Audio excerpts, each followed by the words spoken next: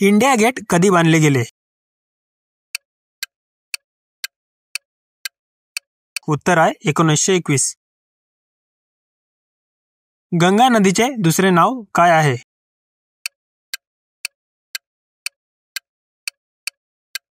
उत्तर आहे भागीरथी.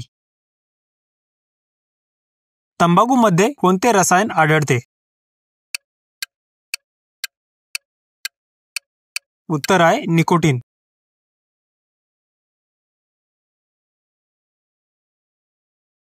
पृथ्वीचा एकमेव उपग्रह कोणता आहे? उत्तर आहे चंद्र.